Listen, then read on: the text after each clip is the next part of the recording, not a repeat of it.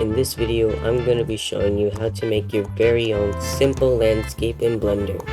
Make sure you hit like and subscribe if you want to see more, and let's get into the video. Okay, so to get started, what we're going to need to do is first let's just get rid of everything. I'm not going to be needing any of that for any reason at all. Alright, so first you want to click add or shift A if you like, or go to add and then mesh, and you see right here we have a grid. I'll click on the grid, and right now it just looks like a plane, right? But if you see, if I click the wireframe, you can see there's all these little lines here. And if let me scale it up. If I hit tab, you can see it's like I subdivided it. So now to start with the landscape, what we're going to do is we're going to grab everything, right? Or you could do Control A, same thing. Right click and hit subdivide. Now this part's up to you if you want to add more subdivisions. You can see this little black bar down at the bottom left. It says subdivide. So you just click that and you'll get this little menu. So the number of cuts will mean how many times it subdivides. So right now it's only one. If I click it again, you can see I have twice the amount of like vertices, so yeah, that's up to you, but I'm only going to use one. I'm only going to use one for this video. So now that you have your giant grid thing, what you want to do is first just pick wherever on the plane you want to, make your landscape. So let's say I want a giant mountain. Let's say I want to grab this much, right?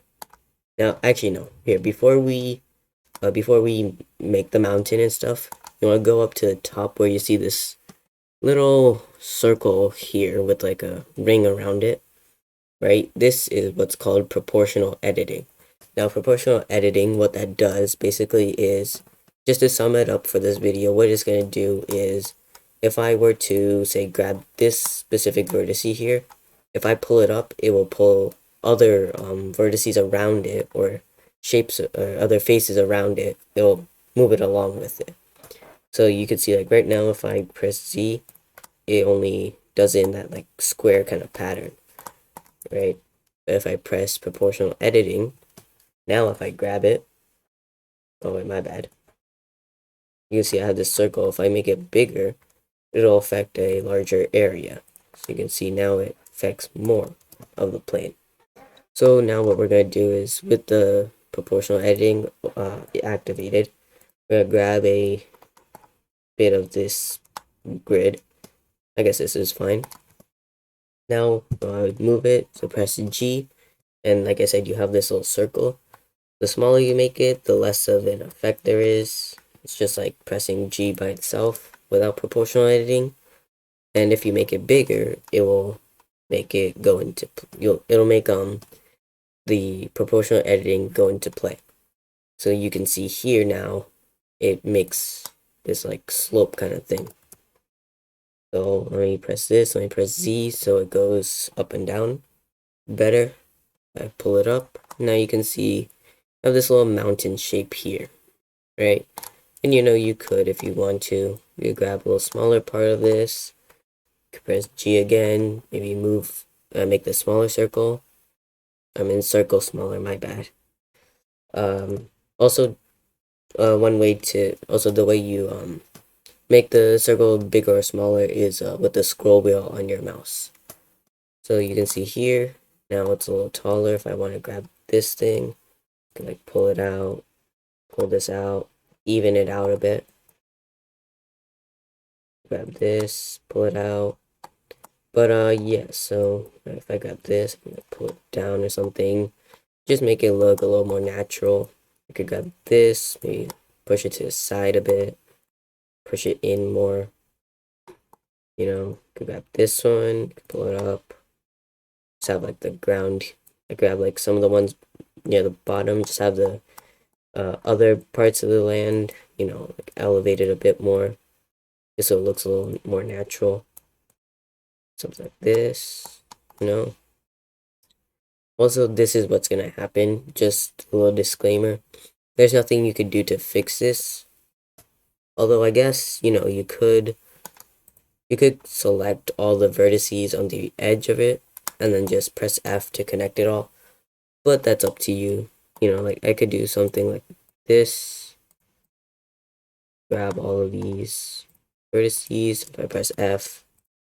Oh, my bad. Wasn't supposed to click that one. Now if I press F, you can see it fills that in. But like I said, that's up to you. You don't have to do this. I'm sure if you were to use this in like a game or landscape, you wouldn't really be able to see that underneath. Unless that's what you wanted, then yeah. But yeah, so now you have this little mountain kind of shape. And you know, you could make like maybe sand dunes or something. Like if I grab this, I could like pull it up a bit or make it a little smaller. I could pull it up. Yeah, let me grab like a smaller area. But yeah, you could like pull it up and I could shade smooth, make it a little flatter. But this is also good if you want to go for like a low poly look, because you can see here, you can see all the faces on the shapes.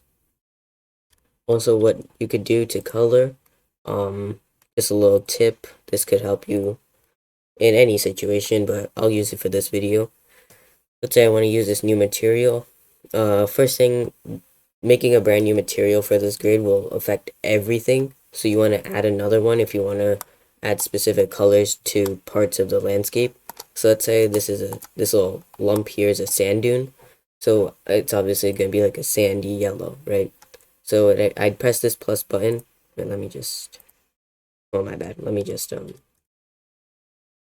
this, and, okay, so you'd want to press this plus button, then you get this, so you just press new, right, and then, this should say material 2, okay, and then what you want to do is select the faces on the grid that you want to change the color. So, also you want to change your viewing to viewport as shown here. Now you can see everything looks a bit more white. So let's say for material 2, I want it to be, I don't know, let's grab like this kind of color, right? So now if I go back into this edit part here, if I hold shift and click on the faces I want to have as a different color, right? Let me just select all these faces here. Okay, go over this side. Right, and now if I go here, click on material 2, and then click assign, you can see now it's a different color. If I go back here, you can see now it's more of a yellow kind of color. If I wanted to, I can make a new material, that, and then I could grab some of this mountain, right? Grab some of this mountain, grab some of the back of it, and then I can make it like a brown kind of color. So if I click this, you know, I could change this to a dark brown. Let me try and get like a brown kind of color, make it dark, and then just click assign. Okay, so yeah, you see we have this little snowy mountain here.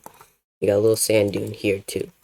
So yeah, that's basically one way you could make your own custom landscapes.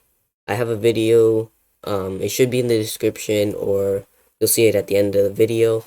And it reviews two other like add-ons for Blender that'll help you make I'd say better landscapes. But you know, if you want to go for a simpler design like this, then this is the way to go.